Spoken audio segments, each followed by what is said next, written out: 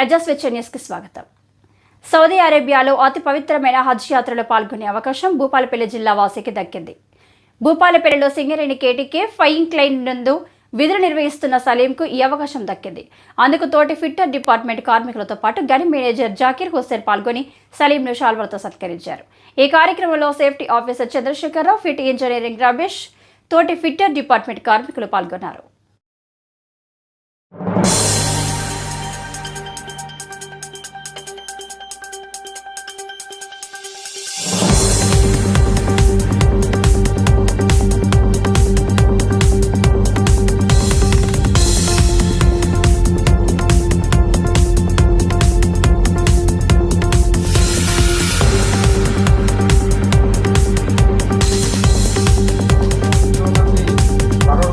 Billionaires ఉన్నా కానీ వాళ్ళకి దక్కదు అనమాట. హజ్ యాత్రకు పోయే అవకాశం రాదు.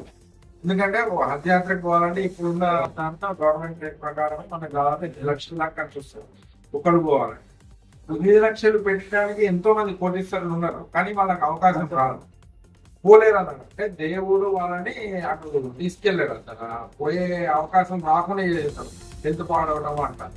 అది వచ్చిందంటే ఇది చాలా అదృష్టవంతులు. ఫస్ట్ గవర్నమెంట్ దాంట్లో కంపెనీ కోటా ఉంటుంది, స్టేట్ గవర్నమెంట్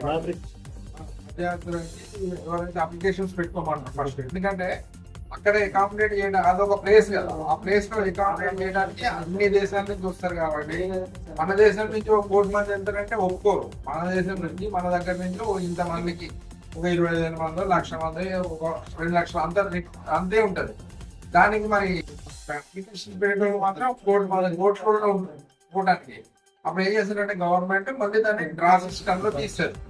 ఆ డ్రాను కూడా మనవాడు తగ్గించి భూపాలపల్లి జిల్లా నుంచి ఈయన ఒకడే సెలెక్ట్ అవ్వడం కూడా అదృష్టం అనుకున్నారు. అంటే పోగలుగుతాడు.